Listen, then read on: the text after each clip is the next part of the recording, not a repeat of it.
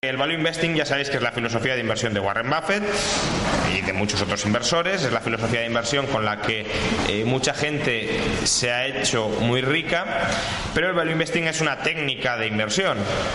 Es una técnica de inversión que conviene explicar por qué desde la teoría económica tiene sentido y por qué al final lo que está haciendo es utilizando fenómenos que la teoría económica puede explicar perfectamente y que la teoría económica permite explicar perfectamente porque tienen que dar lugar a beneficios extraordinarios. Bueno, filosofía general del value investing, pues algo muy sencillo: ahorrar para comprar barato acciones de compañías excelentes, comprar barato gangas, comprar barato negocios excelentes. Obviamente estamos en el mejor de los dos mundos: pago poco y recibo mucho valor. Por eso es inversión en valor, buscando el valor. Entonces, ¿qué cabe entender por inversión barata? Pues comprar por debajo de su valor intrínseco. ¿Qué es el valor intrínseco? Luego lo vamos a ver. ¿Qué son compañías excelentes? Compañías con capacidad para conseguir beneficios extraordinarios de manera sostenida en el tiempo. ¿Qué son beneficios extraordinarios de manera sostenida en el tiempo y cómo puede ser que las compañías los consigan? Es justamente lo que vamos a ver. Es decir, cómo encajamos dentro del marco teórico de la escuela austríaca, que es un marco muy rico, es un marco orientado a la función empresarial, cómo encajamos estas dos concepciones que son la base del value investing.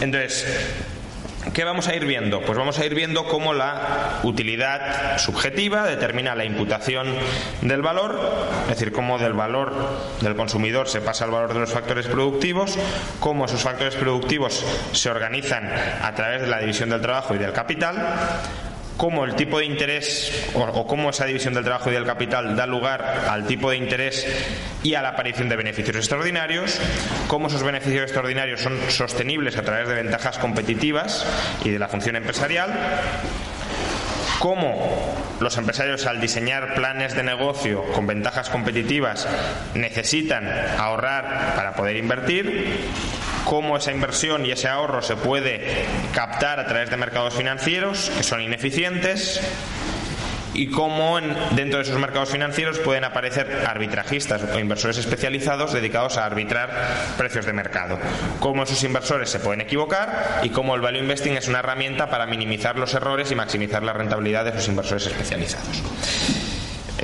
Ya sé que así de sopetón no se entiende nada, pero ahora vamos a ir poco a poco. Lo primero, el valor es subjetivo, ¿de acuerdo? Esto es un concepto muy sencillo de entender, aunque en la teoría económica llega, por desgracia, bastante tarde, y es que las cosas valen en función de su utilidad para satisfacer nuestros fines. Por tanto, como decía antes José Ignacio, si en el capitalismo, como luego comentaré, nos fijamos en el consumidor, lo fundamental será lo que valgan las cosas para satisfacer los fines de los consumidores.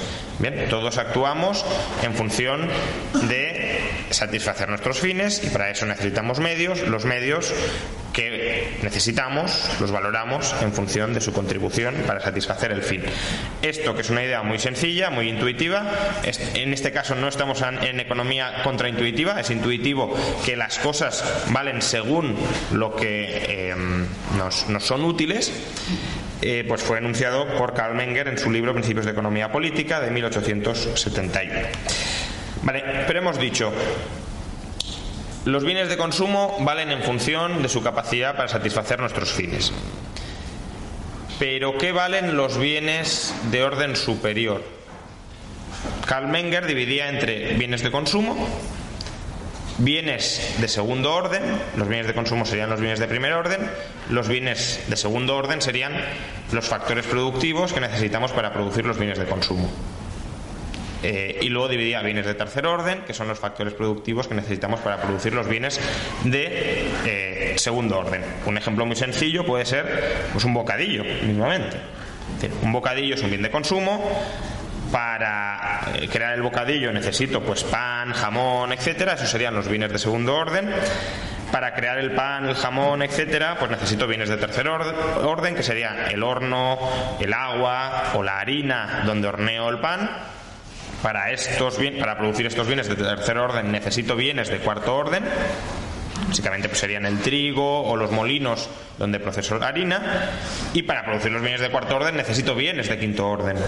Pues las tierras, los tractores, las semillas donde planto el trigo, que luego cosecho, que luego mando al molino, que luego convierto en harina, que posteriormente horneo en pan y que posteriormente corto el pan para fabricar el bocadillo. Bien, si os fijáis, la utilidad de todos los bienes de orden superior por necesidad depende de la utilidad del bien de consumo. ¿Por qué? Porque todos esos bienes de orden superior son útiles en tanto en cuanto nos permitan conseguir el bien de consumo. Y el bien de consumo es valioso en tanto en cuanto nos permita satisfacer nuestros fines. Por tanto, son nuestros fines subjetivos los que dan valor a el bien de consumo, y es el bien de consumo el que da valor a los factores productivos necesarios para producir esos bienes de consumo. Es por eso que en teoría económica los austríacos... ¿Te está gustando este episodio? Hazte fan desde el botón Apoyar del podcast de Nivos. Elige tu aportación y podrás escuchar este y el resto de sus episodios extra. Además, ayudarás a su productor a seguir creando contenido con la misma pasión y dedicación.